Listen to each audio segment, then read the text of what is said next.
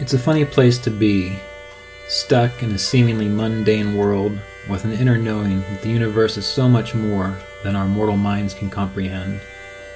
Yet we all have the capacity to know peace and our oneness with the wholeness of life.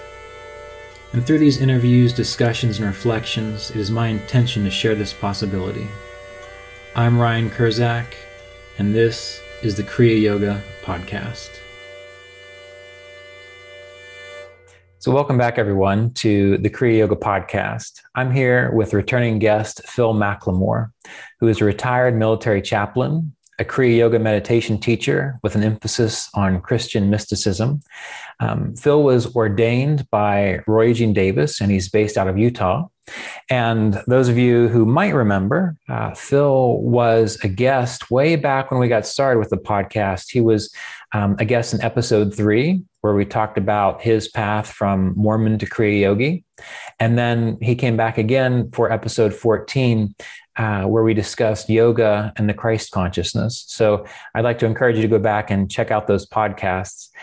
Today, we're going to talk about how to make the most of our Kriya Yoga meditation process. And once we're established in our meditation process, how to really deepen that experience.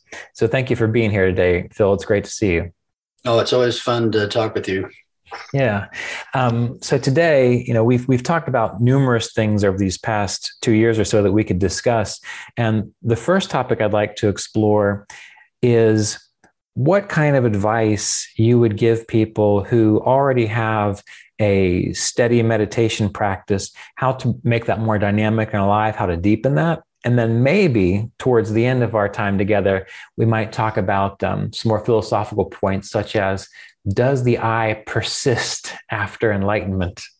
But let's get started with meditation and deepening that process. So you've been meditating for a while.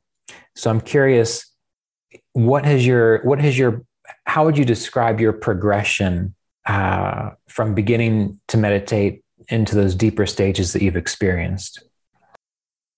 I began with really classic, basic yoga mantra meditation. At that point, I was studying with Deepak Chopra and was training to be one of his instructors.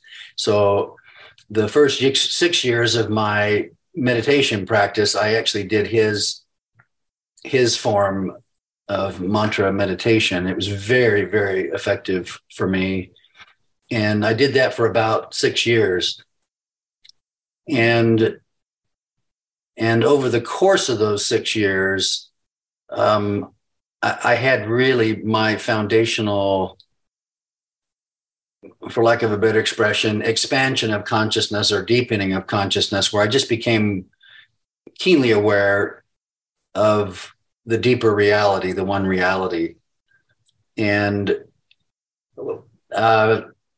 like many, when you first hear about that or think about that, it's quite scary to the ego, because the ego is so confined and limited. It's like gazing into the sky. It's so expansive. It scares the poor little ego or ego mind half to death. And so to suddenly find myself not only comfortable with that, but having my sense of self grounded and established in that was quite exciting and ecstatic.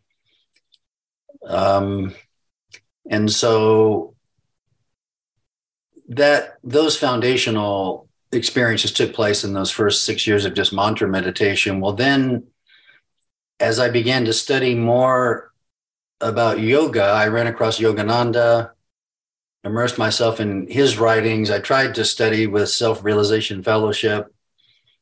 As you know, and maybe others know, they have a very rigid, structured, one right way of doing things. I found that quite frustrating. And that was really what motivated me to contact Roy. I had some of his materials, knew he had been a direct disciple. And so when I called Roy and was explaining my difficulties of trying to do it the one right way, he laughed and fell out of his chair. So in any case, Roy began to teach me how to take the basic principles and practices of Kriya Yoga and in such a way that it was adapted to my mind and personality type and so forth. And then, as we talked about previously, I began to practice Kriya Pranayama, which is a new aspect to my just basic mantra meditation practice. And it was very difficult for me. It was not natural. It didn't flow well. I felt quite guilty or inadequate and struggled with it for about 6 months before it finally began to be discernible to me and to flow in a natural way. And if I remember right, you said to me, "Oh, just 6 months." Huh? Right. I struggled with that much longer, so that made me feel a whole lot better. Yeah. And I noticed the benefit of the Kriya Pranayama practice on top of what I had been doing was a better, I don't know how to describe this. I suddenly was able to comprehend, not just experience oneness, but to comprehend it in my mind. It suddenly made sense. Right. It wasn't foreign anymore. It was the way I thought and the way I experienced life. And it just, instead of being a mystery of some sort, it just made sense. This is the way life is, right? This is what the foundation is about. And that seemed to be directly related to Kriya Pranayama over a particular period of time. Yeah. And so I did, because I have this tendency of wanting to do the best thing or the right thing or the best way or the right way. Mm-hmm. You know, I'm always studying to find out these things. And of course, in the Kriya Yoga tradition, there's an endless number of alleyways you can go down to try to find the right way or the best way or the claimed best way or the original way. Yeah. And so I spent some time studying the different representations of Kriya Yoga and traditions. And you're talking about like different branches of the lineage and different approaches that different teachers have. Yes. Yeah. Okay. And I was stunned.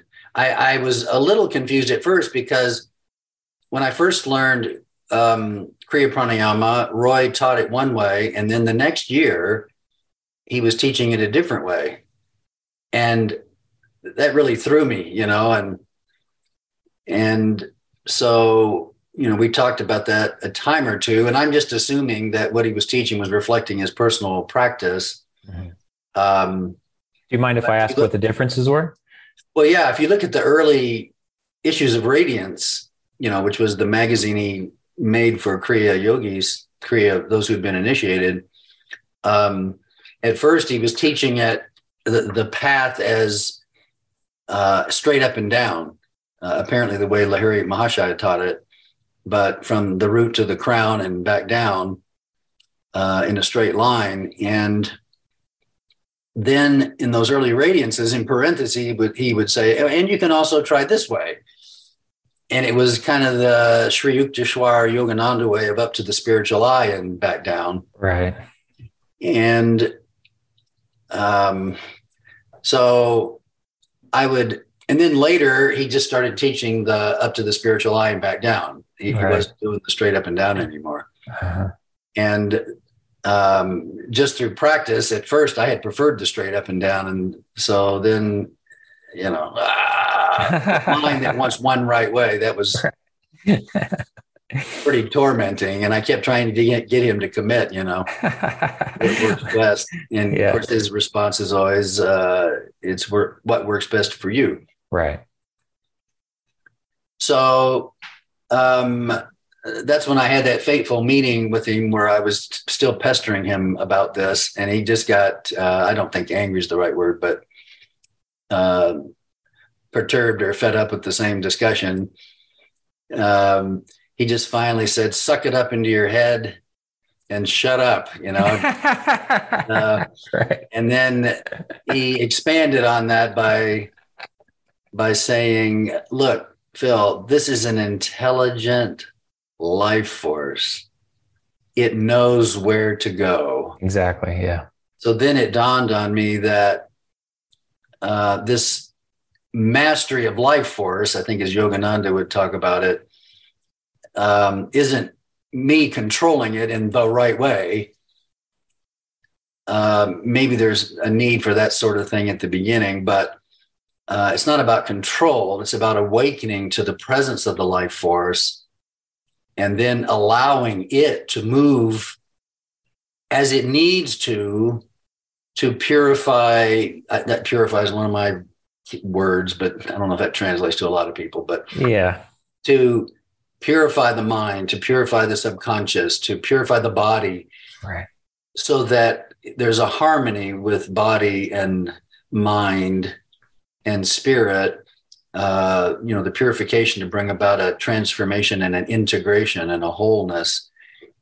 And the first thing I noticed when I began to do that was, and Roy was right, I just gave up, trying to follow the right path. Mm-hmm. And at that point, I had been exposed to, Swami Nirvanananda, who has an interesting way of doing it, and our brother over there, Furio in Italy, Yeah. he was explaining a variety of different ways, up and partway down, and then back up and partway. I was like, Right. So I finally just pulled it up and let it go where it wanted to go. Uh-huh. So I found that when I did that, I just at first drew the current up into my brain with the intent that it would know what to do and where to go. I had a very interesting period where I would feel vibration. I don't know how else to describe it, almost little twitches or vibrations throughout different parts of my brain. One day it would be on the left side, another day it would be in the back, another day it'd be over in the front right. And I just kind of surrendered to this movement. And after, I don't know, weeks or months, that phenomena or sensation of vibration in the brain finally settled and wasn't there anymore. I can only interpret that as the life force literally making changes in the way my brain functions. So, in Roy's words, I could process higher states of awareness. Right. The brain has that capability. The brain is so amazing. I mean, it was designed to mediate the spiritual world with the material world.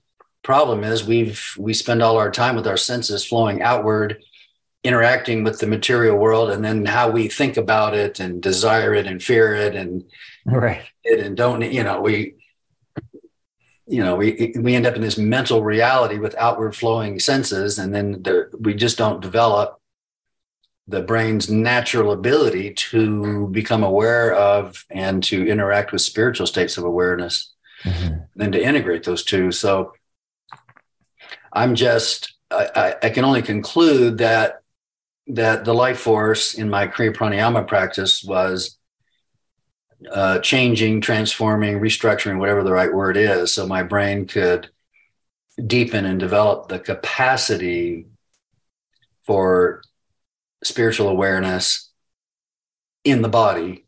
Right. And then beyond the body, the transcendent. Mm-hmm.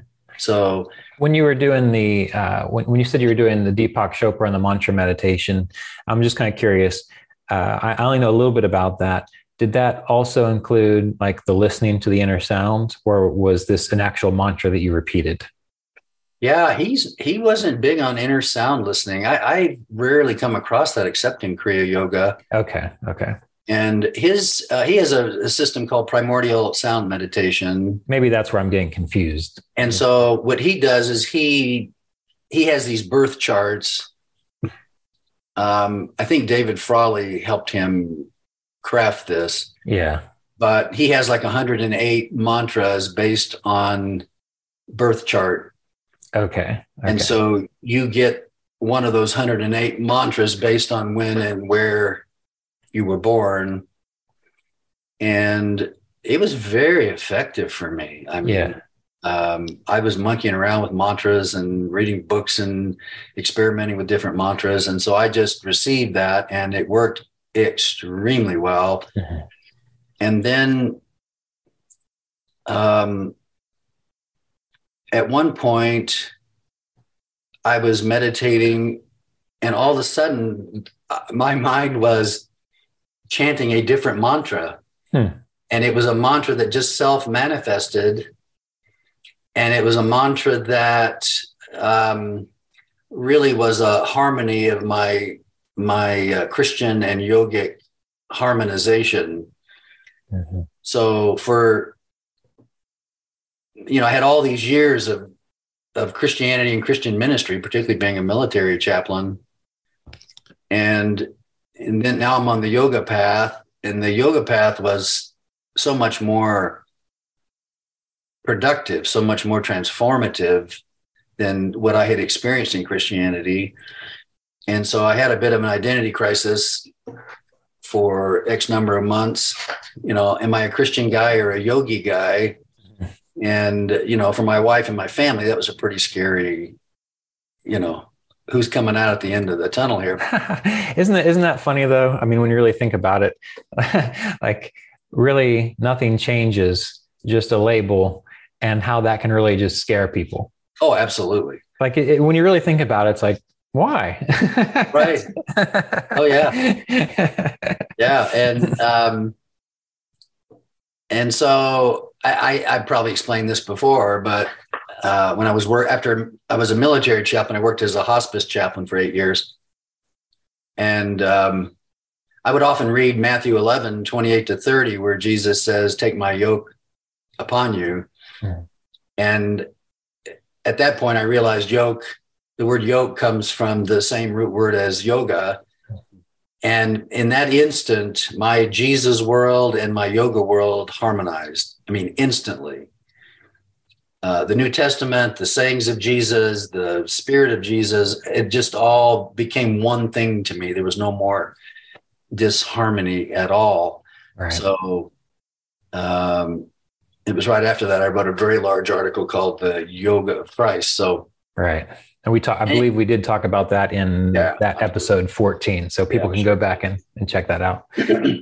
So anyway, this self-manifesting mantra had two parts to it. And the first part was somewhat Christian, not specifically Christian, but certainly Jesus. And the second part was yogic in nature. And it just manifested. And all of a sudden, that was my new mantra. Right. And then it was probably soon after that I entered the Kriya Yoga path.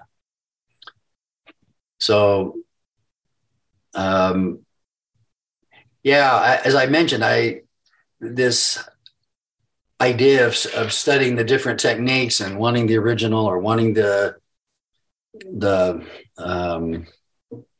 best one, it was clearly a dead end. It was obvious that Lahiri Mahashaya taught a variety of different ways depending on the student. Right. It was also obvious that Yogananda simplified the whole. I mean, you study these manuals, there are hundreds of techniques and a variety of different ways to practice these hundreds of techniques, Right. I mean, you'd have to be a full-time in a cave, nothing else to do, yogi person with someone feeding you to be able to do all this stuff. It's just completely impractical in my view. Right. And so I began to appreciate Yogananda's simplification to essentials. And then I think Roy simplified it even more from Yogananda. And then instead of being technique focused and more focused on perceiving, inviting, and responding to the life force. I mean, Kriya Yoga and Kriya Yoga meditation. Kriya Yoga is a lot of things. I like Roy's holistic way of explaining it in terms of disciplined living, moral, mature, responsible living, holistic living. study, self-reflection, surrender, the false sense of self to God, and a deep super conscious meditation practice. I mean, he had this very, expansive, holistic way of explaining Kriya Yoga. But in the end, it seems to me that because Kriya Pranayama is the core practice, it's ultimately about the mastery of life force. And exactly. Again, not control it, but awakening to it, inviting it, allowing it, surrendering to it, and then letting it transform, letting it guide you into a deeper state of awareness. Right. And so at that point, my practice then began to move past what was normally taught. Mm-hmm. Well, then I'm feeling guilty again that I'm somehow violating the code or violating the tradition. Yeah. So I sat down with Roy one day and I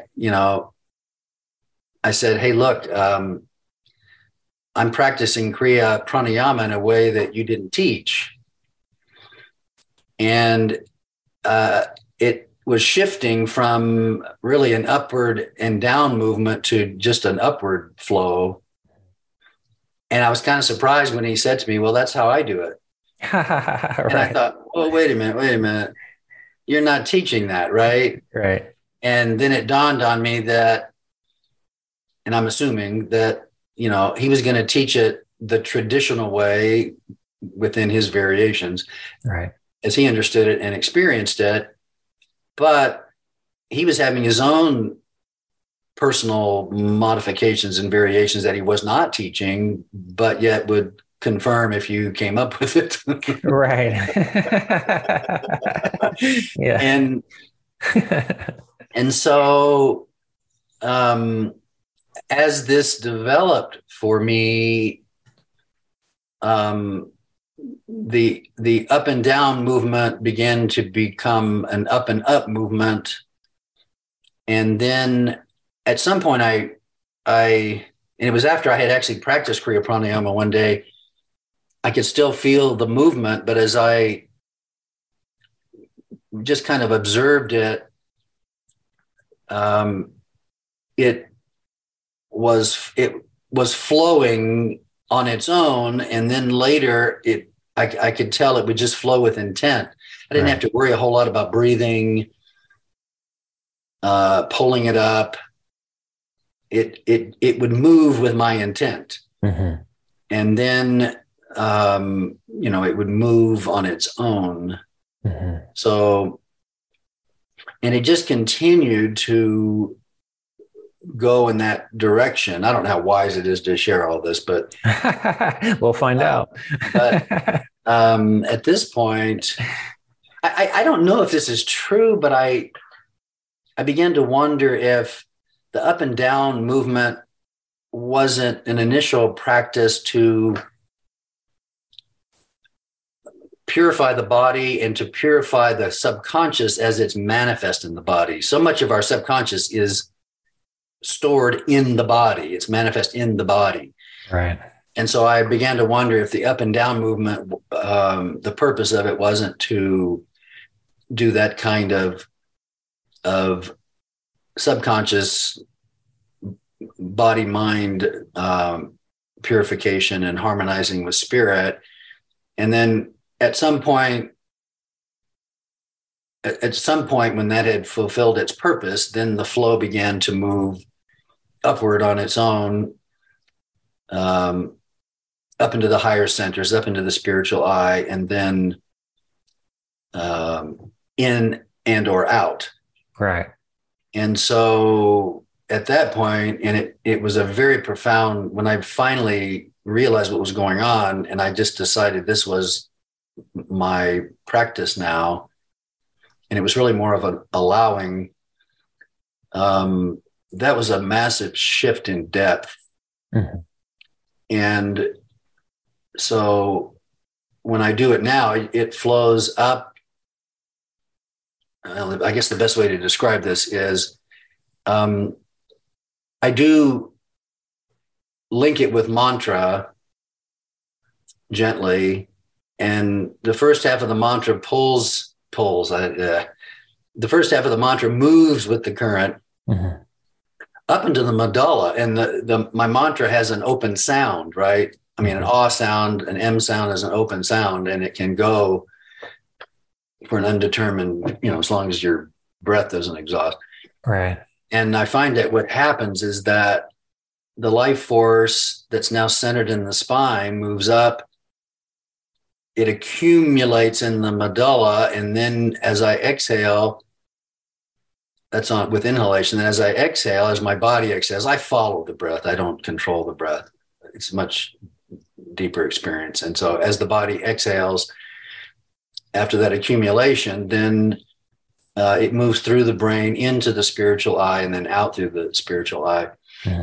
And so again, my little ego Phil in the back of the brain there, who still has some life, is going, who the hell do you think you are? You're not a master. You're not, who are you to change these practices? And then soon after that, just in my normal course of study, I ran across these two quotes from Yogananda. And in the one quote, he says, by meditation, withdraw your attention from objects of sense and from muscles, lungs, breath, and heart, and concentrate that freed attention upon the spine. Then go out through the spiritual eye into infinite space. Right. So that, to me, seemed to be a justification for what was naturally unfolding with me. And then in another place that I ran across a few days after that, he says, when the life current is withdrawn into the spine and brain, this interiorization frees the life force from the excitance of senses and their objects. The prana and apana currents, the up and down currents, flowing in the spine become calm and even, generating a tremendous magnetic power and joy. As the meditation deepens, the downward flowing apana current and the upward flowing prana current become neutralized into one ascending current, right, seeking its source in the cerebrum. And then he goes on to say, the divine light of life and consciousness perceived by the devotee in the cerebral spinal centers becomes one with the cosmic light and consciousness. So I hadn't been aware of these quotes before, or if I had seen them, overlooked them. Right. But they seem to give support to how my practice had unfolded on its own. And at each of those steps, there's just been a deepening, and it's clearly something I couldn't plan or control or follow teaching. Right. And that's something that, I think it's important for listeners to recognize is what you're describing was a natural process. Yes. And over years, right? So the reason I'm making that distinction is because, there's going to be some overachievers out there that are going to be like, why don't I just make it go up all the time? Right. And I think it's important to remember like the definition of Kriya Yoga, which is tapas, or intensity in spiritual practice. And as you go through that in the Yoga Sutras, tapas means to, in a sense, purify the elements, the organs of action, the organs of sense, and then svadhyaya, the self-study, like you're experiencing, and then the Ishvara Pranidhana. And, Ishvara Pranidhana, Ishvara is often interpreted as God. I don't really like that interpretation. I like kind of what you're describing in the sense of it being life force and this intelligence. Right. Because, even Sri Yukteswar, when he describes emerging in the Om vibration, it's called the pranava, right? Prana, life force, that current of life. And that's part of how the stages go. And so I just wanted to make that distinction so people understand that, by doing the Kriya Pranayama as you're taught, what you're describing, there's a purifying aspect to it. And it might be in time, eventually, it just does flow up like you're describing, and you go with it. But you also mentioned, the body and storing karma or storing memory and these types of things. I also have the sense that by doing the Kriya Pranayama, the up and the down, that is essentially also allowing you to simply have greater awareness of the current. It's bringing, we don't have a lot of body awareness in our culture. And so it can help bring more of that awareness there so that in time we can become more conscious of this natural upward flowing current. Yeah, I agree. Yeah. And to be open, I mean, I think the basic teachings, the core teachings, put us on the right path and get us practicing the things that are foundational for most people. Right. And then at that, at some point when that takes place, then the practice really is this conscious surrender, this allowing, this receiving, mm-hmm. And allowing spirit, life force, whatever, to do its work, right. As it draws us into oneness. Well, so one question for you then on this, in this kind of same line, at least in my experience, I still, even though, my internal practice is a little different than what, we initially learned just from my own practice like yours. But I still go back to the core practices just to keep myself focused and centered. So I guess my question to you would be, what would you say to people about riding the balance between being receptive to the surrender part of it, but also having a structure so that you just don't get all goofy, as Roy might say. And sadly, people do get goofy. Yeah. For a while, I really appreciate tradition. Mm-hmm. And so when this new practice first began, I would take maybe a minute to do what was my typical mantra practice preceding the new Kriya Pranayama practice. And then I would do 3 or 7 rounds of up and down. In my mind, it was almost like an honoring of the path, an honoring of the tradition, and then just let it flow the way it was doing, kind of up and out. So, yeah, I just, there's not a prescribed formula, but I do think it's important to, in some reasonable way, I like being rooted in a tradition. Right. It's about roots and wings, right? There needs to be groundedness and rootedness in your life, and then there needs to be that freedom of infinite expansion. Mm-hmm. And so how people sort that out, there's always the danger of ego slipping in. I don't know if pretending is the right word, but, acting as if it's in sync with the spiritual path now, and then slowly trying to get control of that for its own purposes. And people I do see people all the time making an egoic, what I would call an egoic turn. And they can get quite either arrogant, egotistical, or goofy. Right. Yeah. When I teach Kriya to individuals, I go through the routines as Roy taught them. And I do tell them that for the last, 23 years now, I pretty much do the same process that I learned. I might add alternate nostril breathing in the beginning, but it's alternate nostril breathing, life force arousal, Kriya Pranayama, Jyoti Mudra. Now I also have a contemplative practice that I add into that, but it's the way I approach it is I do how I was taught. And then in between each of the practices, it's like in the in-between, I let that process happen as it will. So if I've done so many Kriya Pranayamas in the way I was taught, then after that, if I feel like you're describing that upward moving current and it's just going, I just stay with that for a while. So it's like riding between the prescription and then letting the experience happen. Yeah.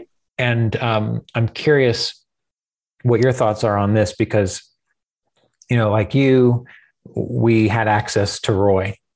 And so that was a wonderful thing. And so I'm curious, when it comes to participating in this, what are your thoughts on having a living person who can help you in that, so that you're developing your practice, but they might be able to say, hey, maybe you're getting a little goofy. Any thoughts on that? No,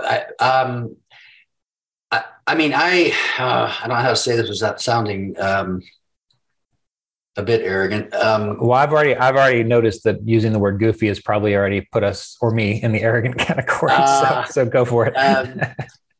At this point, I feel completely independent, in spite of saying I respect tradition, I love tradition. I feel completely independent in my practice. Now, early on, for some time, I really needed that person present to point things out, to refine, suggest, point out. A couple of times Roy thumped me on the head and, don't do that. Don't think like that. Don't do that. Don't. Yeah. I mean, as you know, the ego can become more subtle, and it wants to survive, and it realizes you're committed to this spiritual path, and it can't oppose it directly. So again, I find with many people that tendency, that energy, the false self, as a survival move, will align itself with the spiritual practice and then begin to corrupt it somewhat as it goes. So having that external teacher recognizing those things and pointing those things out before you get, slip down the wrong path, I found it to be very, very important. Right. Well, and it's important to recognize that, just like when you have a family, you don't want your kids living with you forever, right? You want them to grow up and to be strong and to be able to navigate their life, and I think that's really kind of the point of the idea that the teacher-student relationship is. There is this admission, I need to learn and grow, but at some point in time, we do need to say, I absolutely respect the tradition of my teacher, but I've been imparted enough capacity that I can navigate this, Yeah, and an authentic teacher wants that. An authentic teacher doesn't create dependency. Whenever I see teachers creating dependency, I know they're off. Right. And Roy could be pretty, he could have a heavy hand at times, but I always felt the freedom to grow, and I always felt him allowing me to grow. And maybe he was more heavy-handed with others, some than others, but I never felt constricted. So right. Yeah. And all right. So with this process that you're describing, going through actually what just came to mind, talking about flowing the awareness out through the spiritual eye. I mean, essentially, that's what we're learning to do when we do Jyoti Mudra. That's part of the process of that.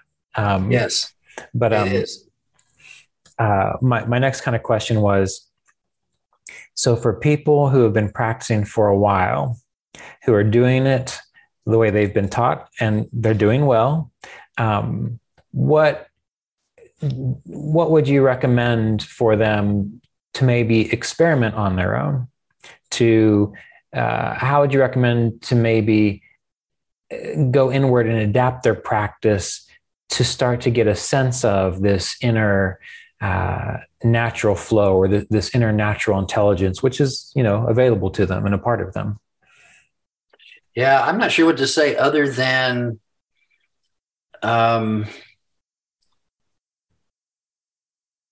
I mean, I assume at this point we're talking about people who are able to move beyond just technique and repetition of technique and Right. counting numbers. And, you know, for me, it was just becoming aware of the natural flow of the intelligence, the life, the energy in that, and having the awareness or the faith or the confidence that it was going to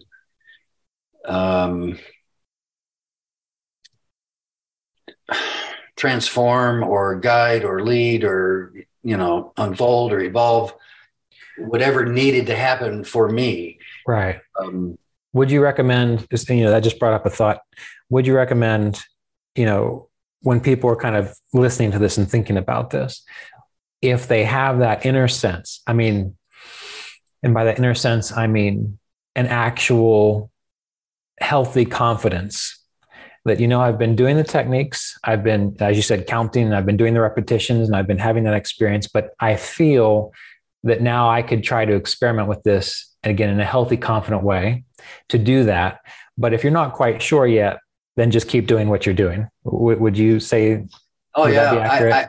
Yeah, because once you start monkeying around, I mean, in essence, you're trying to control an uncontrolled process by doing that. Right. I mean, and I find that when I started monkeying around, I would kind of disrupt the flow, and then I would end up going back to what I was doing previously.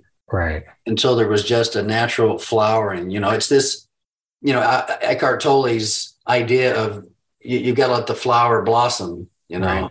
You can't force it. You observe, you wait, you appreciate, you enjoy. Right. And so it's almost like, you know, when I think about music, you know, once you have mastered your instrument, then you get up on the stage. Yes. And then you get up on the stage and you improvise. Yes. You don't like just start practicing your scales and think, all right, now I'm going to go and play in this band live somewhere. Right. Yeah. Okay. No, in most cases, except for these prodigies, you know, these mega geniuses, which are rare, you know, the master is the person who submitted himself to the discipline to start with. Right. Right. And then all of a sudden their skills develop to the point where they gain a mastery where they can create, you know, right. Be created or create. But they know it, you know, I mean, I guess that's the kind of thing I'm trying to focus on. It's like when you know, okay, I can actually do this now versus well, maybe I should try, you know, like the inner knowing is there. I can't say it any better than that. Does that make sense? What I'm trying to get at? Absolutely. Yeah. Okay. Great. Well, excellent. Well, I do want to kind of bump on over to the idea of the persistence of I, but before we do that, do you have any final thoughts on the topics we've just been touching on? The only other thing I would mention, and that I try to teach people, is the significance of finding ways to integrate your inner practice with life around you. There you go. Yeah. In relationships, the way you live, the way you interact with life and things and people. I mean, so much of the joyfulness of this. I mean, you know, when I first began the experience of transcendence and inner awakening, it was so blissful, so joyful. I could see why somebody would just want to sit in a cave all day, you know, month after month. But at some point, I don't think that's the ultimate purpose. It is integrating with creation, with God's creation, you know, with what has become the manifestation of spirit and the life that we know. And, you know, oneness means oneness. And so to be able to integrate that inner life with the manifest world, I think is significant. And so I know a few folks who work hard at inner life, but they're not very good at integrating it. And things get a bit confusing. So another practice that I do is, and at first I learned this from Chopra. Chopra, in dealing with addiction, would talk about that the nature of spirit is ecstasy. I mean, the reason I can sit in meditation for X number of minutes is because it is blissful. It is. Spirit's a weird thing. It's there's this deep peace, stillness, silence, blissfulness, but there's also a vibrant ecstasy that's present. They seem like opposites, but they can be experienced together.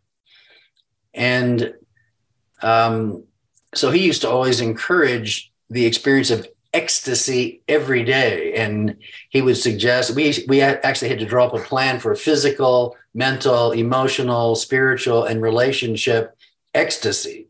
And it, you know, it doesn't have to be a lot. I mean, but I had a plan, you know, a little practice every day for each of those things. Of course, meditation took care of the spiritual, and my study, which I love to study and love to learn, that took care of the mental ecstasy aspect of this.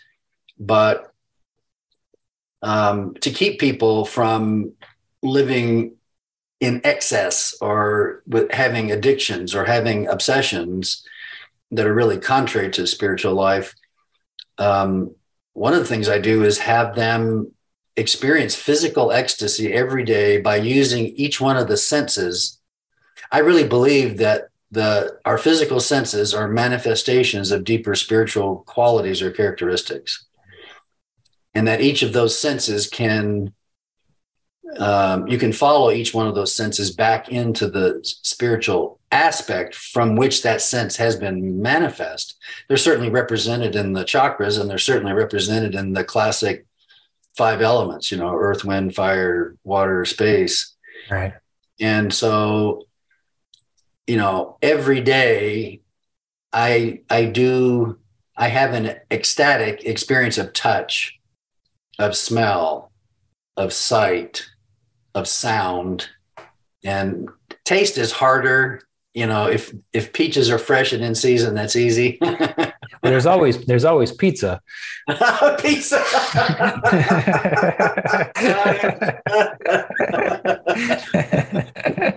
We have to write a book. Yeah. Pizza and Spiritual Awakening. Yeah. So, you know, I have folks, you know, come up with, and you know, we're talking, I mean, it's easy with music. I mean, I have a whole collection of what I call soul music. It's music that vibrates very deeply within my soul. Mm-hmm. So it's easy to have that in the background or to consciously listen to it for some time. Taste is a tougher. Sight.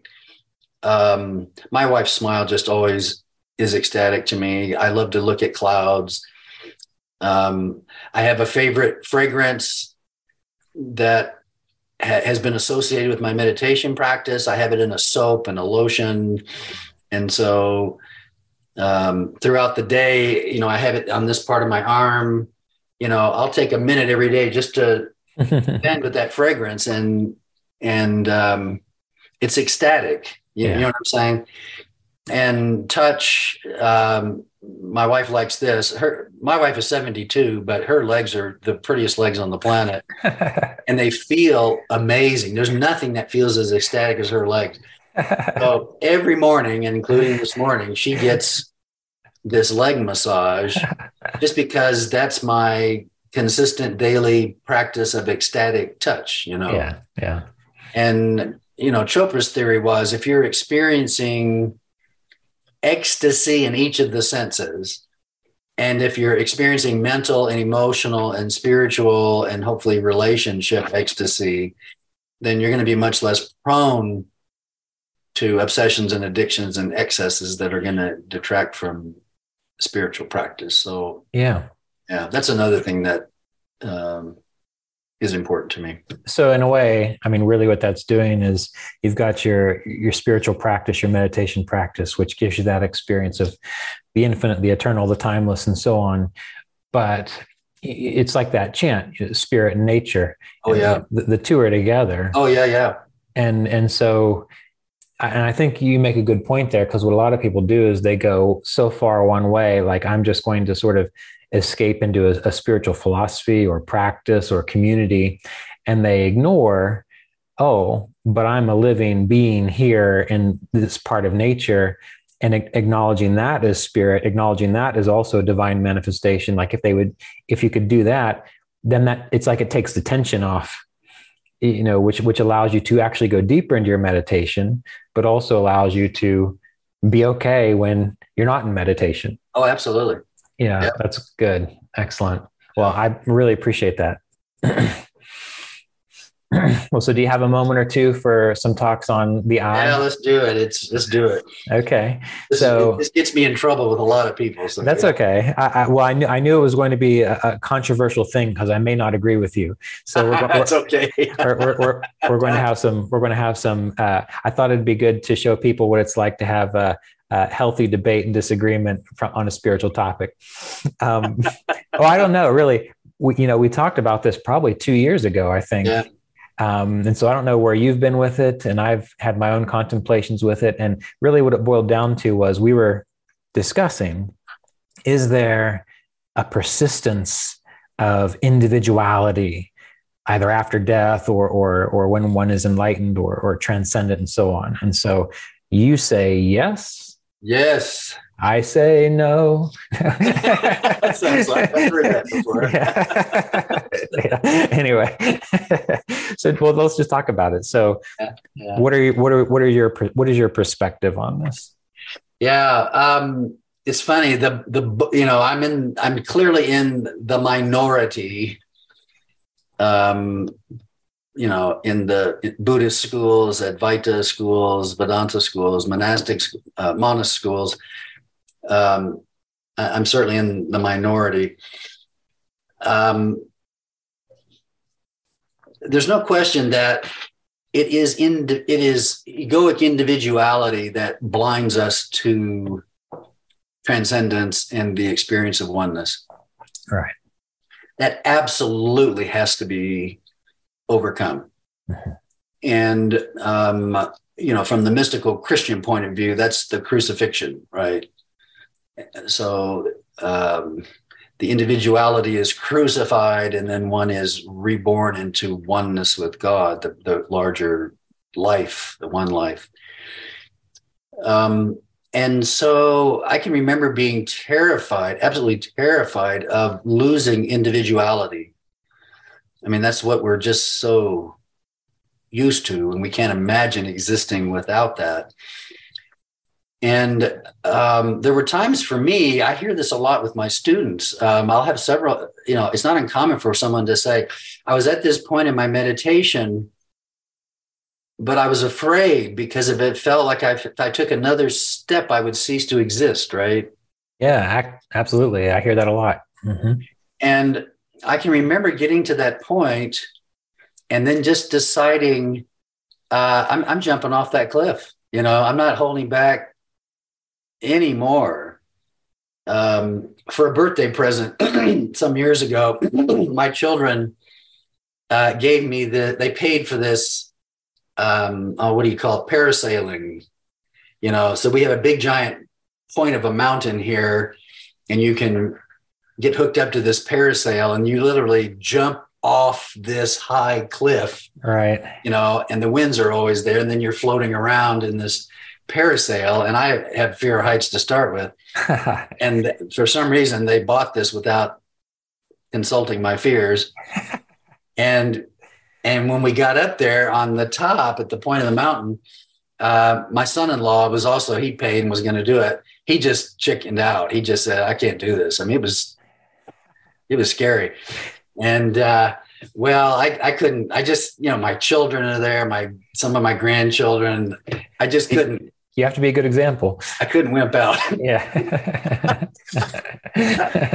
So I jumped off that mountain. I have to say there was a gust of wind that kind of gave me the final push. I didn't resist it as I had before, but between the gust of wind and I'm not wimping out, off I went. And it was a rather amazing experience I would have never had. So I can remember being in that point in meditation where, it was the edge of the cliff of individuality. And I just decided to go for it. And it was absolutely amazing. It was a very deep experience of transcendence of the ego, transcendence of individuality. It was the classic, the ocean becomes the wave. Mm-hmm. The ocean becomes the wave, pardon me. The The wave, wave. yeah. It sounded good. The It goes both ways. becomes the ocean, right? I mean, you hear that's the classic example. Yeah. And I really did have that classic experience of why in the heck would I want to be this little wave when truly I am the ocean, right? Why would you want to be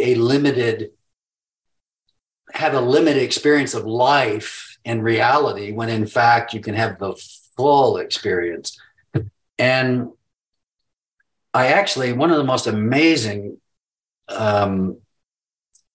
spiritual, for lack of a better term, spiritual experiences I ever had, I can't remember when it was, 15, 20 years ago, I can't remember, but I woke up one morning when I was working and I got caught in this luminous space between sleep and awakening. And there were several seconds there where I was physically awakening, but I was still in this deep sleep, you know, beyond phenomena and identification with phenomena. And so when I woke up, I felt completely and fully expanded. I mean, it was glorious. It was like, and I, you know, the thoughts start, so you're going to start losing it here. But my first thought was, I was afraid of losing this poor little Phil guy with all of his problems. I'm afraid of losing this wave when in fact I am the ocean. And I did chuckle there for a little bit because it was just so foolish that I would want to hold on to this little individuality when in fact I am life itself. I am consciousness itself. And so that lasted for, I don't know, you know, you have these moments, it seems like forever, but maybe it's 2 seconds. Right. And, you know, I glanced over to my closet. I saw my clothes. What am I going to wear today? And then what's time to have to be to work? Whose turn is it to make breakfast? I literally watched my individuality, my egoic individuality assemble itself. I mean, I observed it. Right. And it was like a cocoon. You know, it was like my needs, my fears, my desires, my responsibilities, my commitments, it just all enshrouded me. And I started to feel very, very small, very, very cocooned. And so I went through a period of time. I don't know if it was weeks or months or a year. I don't remember. But I completely identified with the non-individual. I mean, in essence, the individual was God. I'm a God language person, but yeah, you know, the individual was the self. It was God, and that's me. Mm-hmm. And why would I want to be less? Right. Good question. And so I really identified with that or experienced that as primary reality. And then at some point I was contemplating a mantra. It was God in me and God as me. That was a very profound thing for me, particularly to help me live beyond, I mean, to really believe and experience, to know and experience that God is in me, God is as me. It really elevated my living, so to speak. And so I contemplated that for some weeks and, you know, wanted to integrate that with the world and life around me. And then one morning, as that came into my mind during meditation, I'm powerfully experiencing this one reality, God.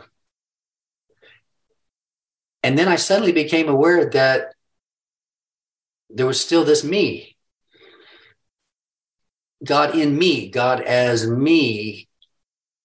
And suddenly there was a conviction emerged that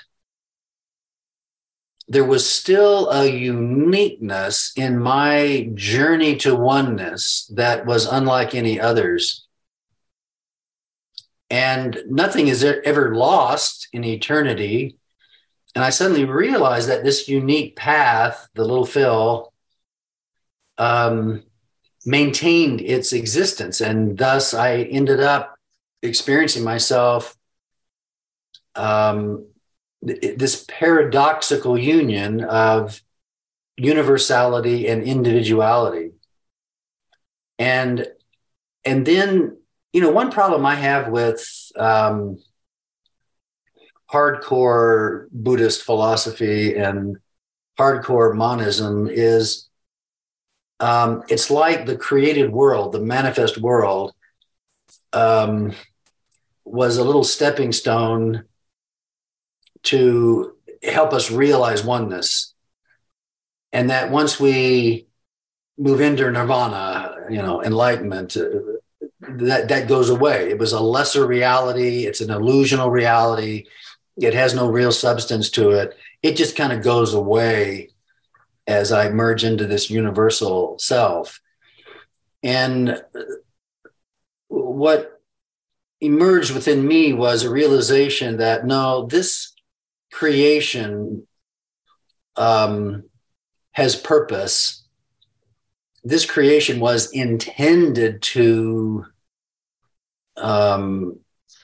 continue to exist, because when the paradoxical oneness of universality and individuality are both present, there is a fullness of life that can be experienced that's unavailable to the individual and unavailable to the universal. And that the intent always was for this mystical union.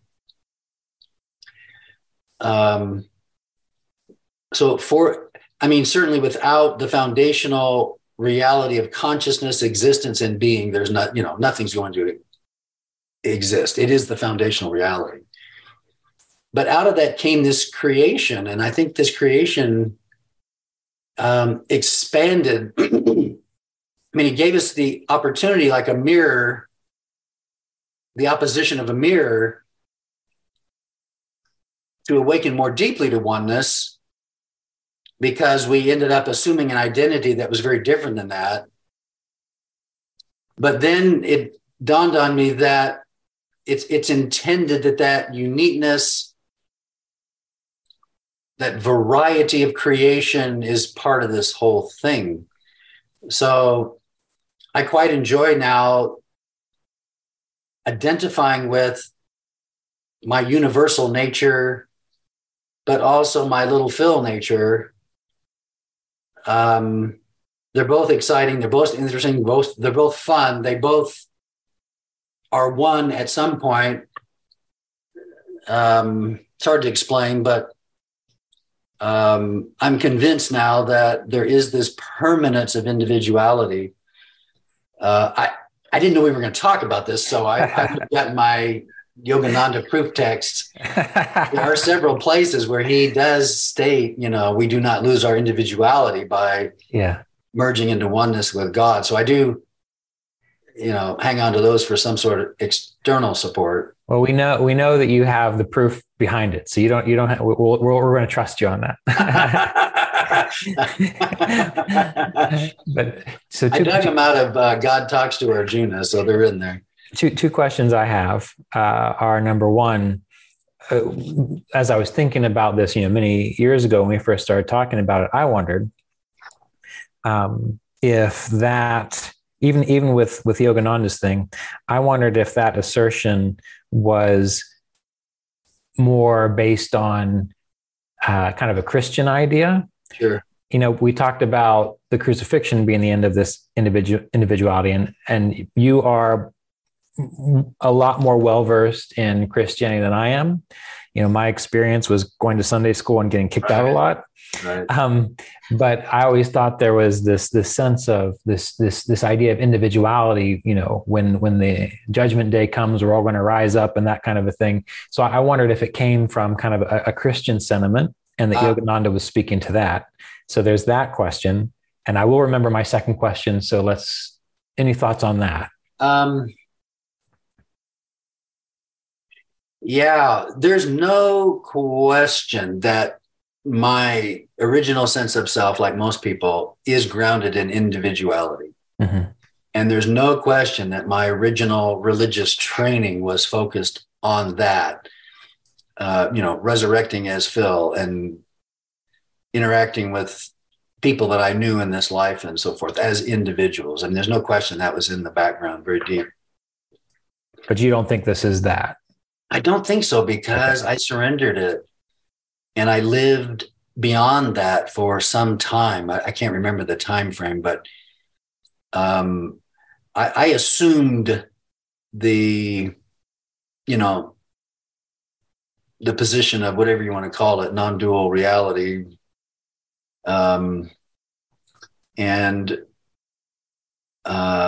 was perfectly, I was ecstatic about it because it was an expanded self. Mm-hmm.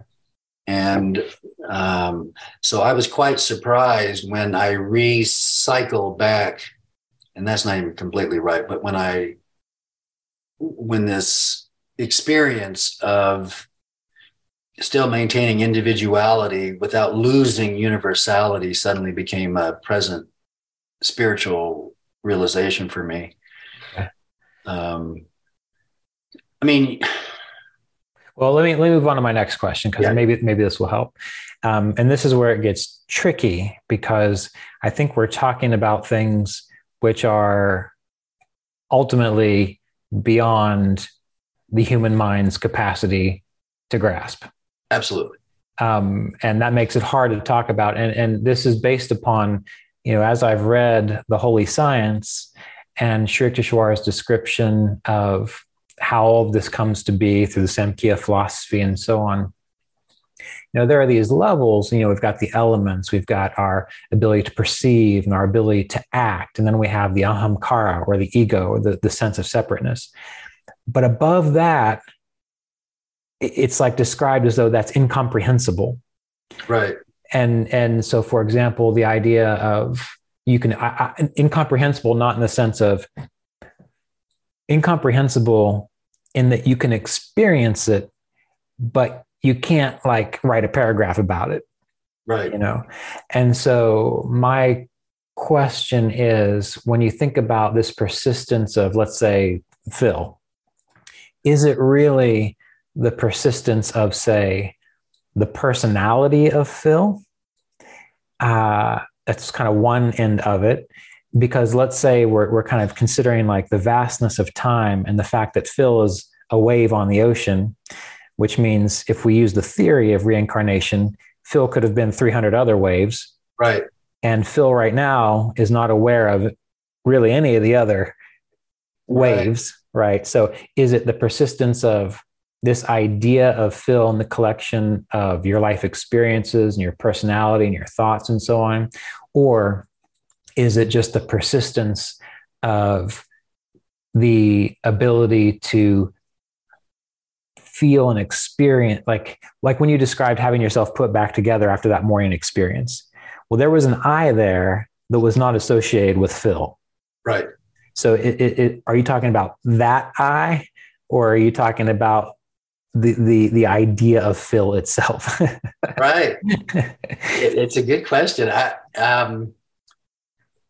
Most would say the I is the self I, or the God I. That's who you are, a unique expression of that. Yeah. Individualized expression of that. The question is whether that individualized expression simply evaporates and doesn't exist anymore. I was, many years ago, my son is, I think, 45 or 46. You lose track after a while, but mid to late 40s. Yeah. And one morning when he was two or three, I was backing out of the driveway to go to work, and we'd been playing that morning, and he didn't want to see me go. And so he was in a diaper with a cowboy hat on. It was kind of a weird look. And he got up on the couch at the front window and had his face pressed against the window, and he's crying because I was leaving. And I am backing out, having to look at him.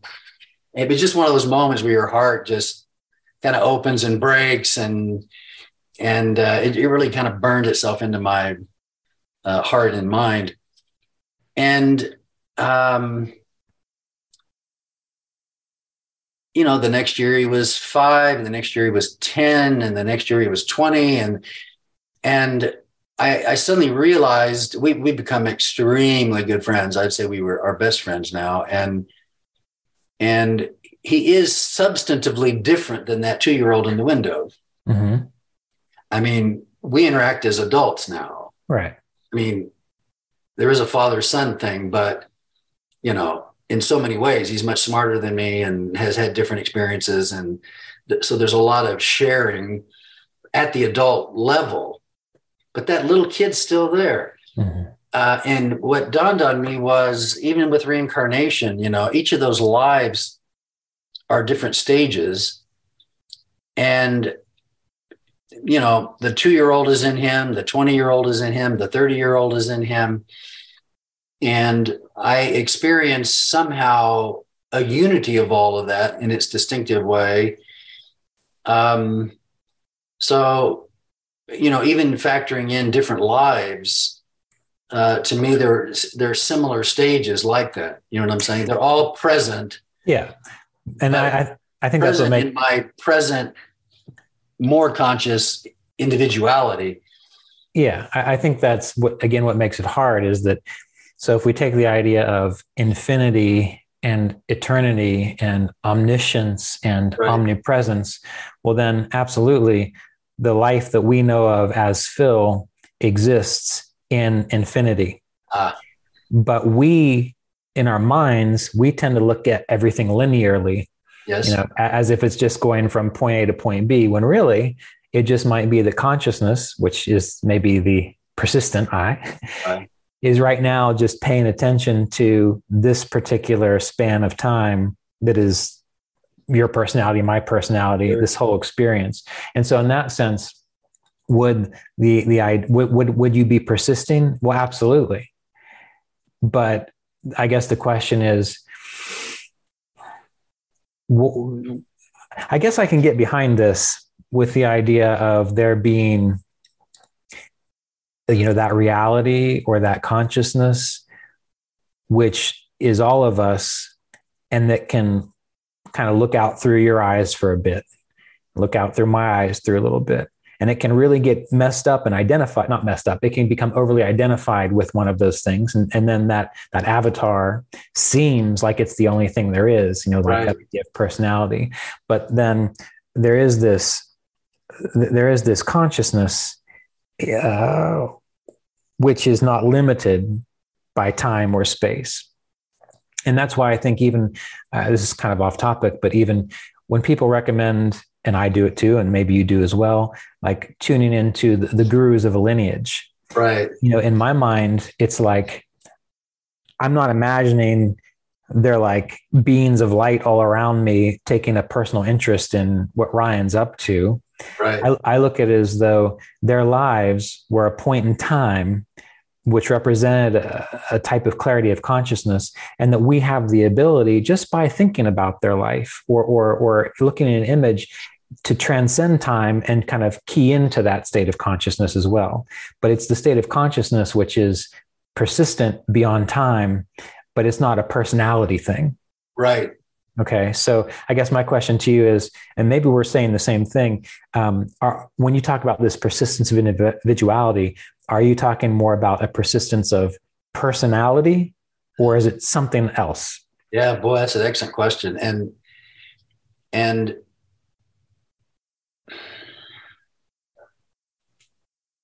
there's always the issue of what I'm experiencing now and what that's going to be tomorrow, and for me to say now that I've got ultimate reality figured out and this is how it is, doesn't make a whole lot of sense. Yeah. How old are you? 72. Wow. You figured out ultimate reality in 72 years. You are good. And it's so interesting.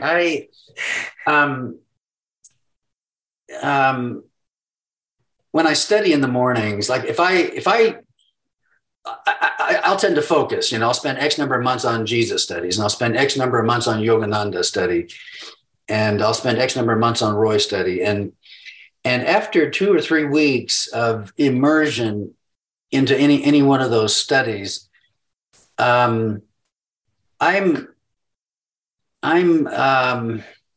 for lack of a better term, sensing the presence and even personality of that person. Okay. Now, what does that mean? Is it just simply the consciousness of that person or the past consciousness of that person that my mind is now personalizing because there is some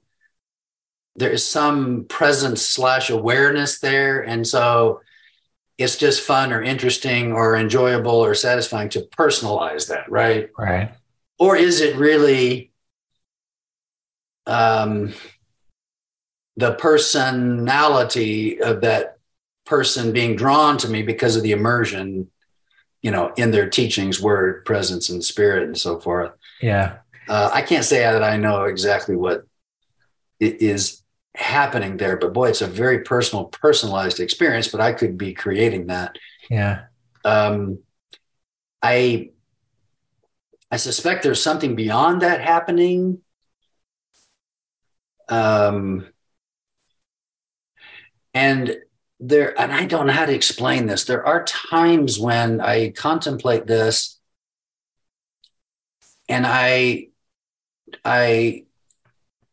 extend this issue of individuality beyond the present little Phil Florida Gator personality, right? See, I'm wearing a Florida Gator shirt right now, Yeah. right? I mean, how significant is that going to be, in the eternities? Am I, in 5 billion years in some spirit realm, am I going to be wearing a Florida Gator shirt, That'll be funny. Well, I'll keep an eye out. I mean, at some point, that's really going to have no point of reference. And I can sense that what my mind imagines as ongoing individuality is going to be different than the ongoing individuality that I sense has a ongoing existence. I mean, I can sense there's a difference between the reality of that and how my mind wants to hold on to it or imagine it. My conviction comes from, I don't know how to explain this. I remember, it's been a while since I've read this, but I remember Alan Watts criticizing the philosophy of monism and explaining how it really can't capture all of reality where it's deficient. And I remember him trying, and however he explained it, that the concept of non-duality really is the not one, not two. Not just not two. That's it. No, it's right. Not one, not two. And that coupled with... Was that in the book, The Supreme Identity? I think I was just reading that last night, actually. I've actually got that book sitting over here, my favorite. There was something that he was talking about is along the lines of what you were saying. I just read it last night. And essentially it was describing like, just get both of those. Just don't think of either of those things. Like let go, quit thinking one, quit thinking two, just let the thoughts go and then experience what is. It was something like that. Yeah. I'm not sure if that's what. He was explaining how a what would be called a, I don't know if you, not recently, last couple of years, I discovered Swami Paramahansa, who was he was a boyhood friend of Yogananda. Oh, yeah. Uh-huh. He brought him over to help. He ended up establishing himself in Washington, D.C. Right.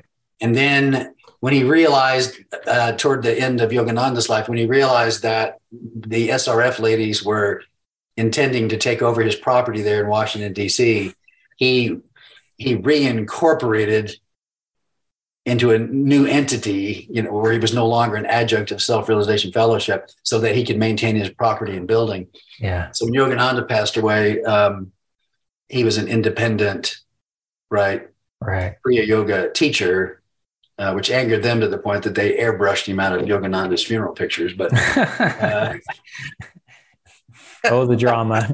He was there to do the Vedic part of the the funeral service. I mean, they just airbrushed him out. They were so mad at him.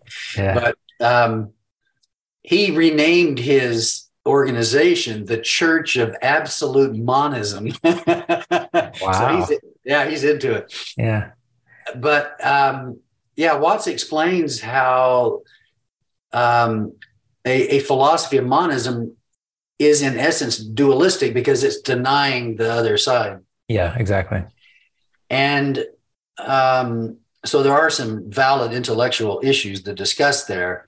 But for me, the conviction comes from the sense, the experience that when the unmanifest manifest, it wasn't just manifesting a stepchild that would disappear at some point, that it was that creation occurred by which and through which the infinite and eternal could be manifest in a myriad of individual ways that provide the experience of a fullness of life that the one life in and of itself cannot experience. Mm-hmm. It's not that it's deficient. We're into our mental categories now, but I just became convinced that this union of universality and individuality is a point where both can be experienced.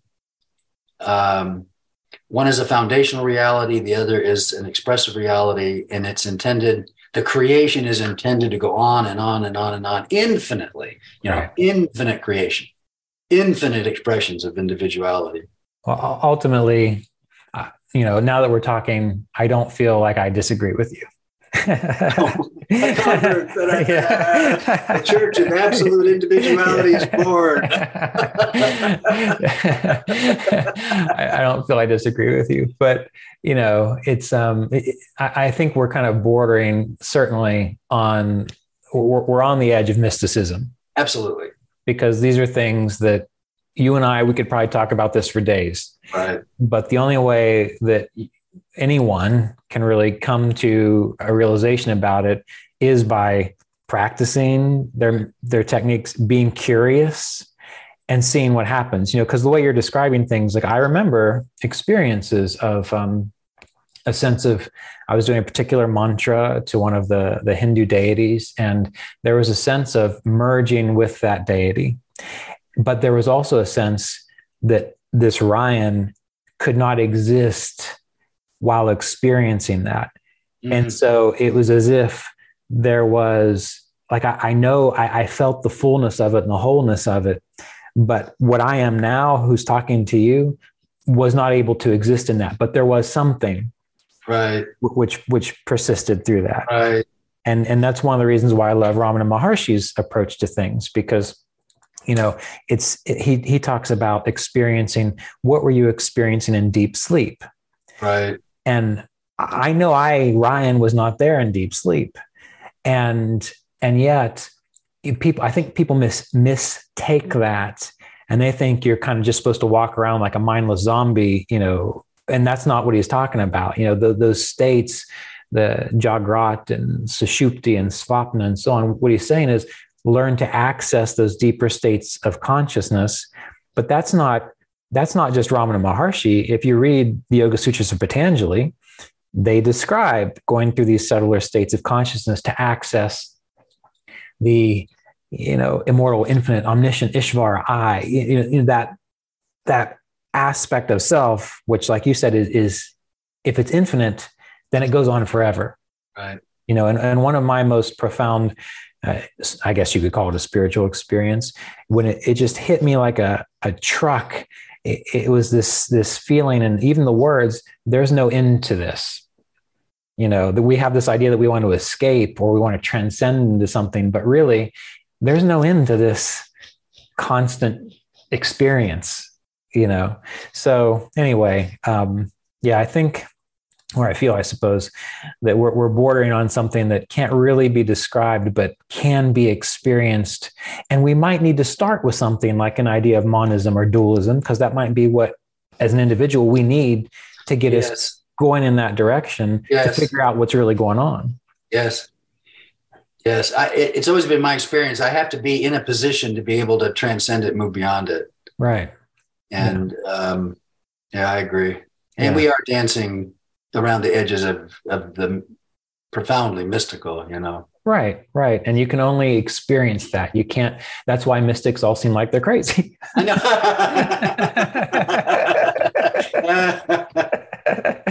Yeah. Chopra used to use the expression saints, psychotics, and sages. They're all in the same club. Yeah, yeah, yeah. Well, anyway, well, I'm glad we were able to have that conversation. So thank you for it's been like 2 or 3 years in the making. Yeah, yeah. And I know I'm in the minority, but no, I mean, I think it's good for people to have different perspectives to help inspire them in their own search of what's possible, you know, because more than like this might speak to a number of people and might help them in some way. So, yeah. All right, Phil. Well, I really appreciate you taking the time today to be here. And it's always wonderful to talk to you. Oh, I always enjoy talking with you, and I'm grateful for your friendship and all that we've experienced together.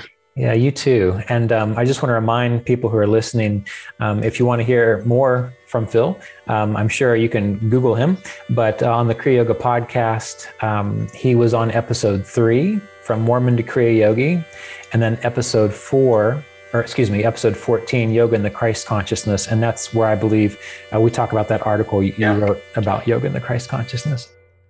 This episode of the Kriya Yoga podcast was made possible by donations from Kriya Yoga Apprenticeship students and supporters of our Patreon community at www.patreon.com/Kriya Yoga.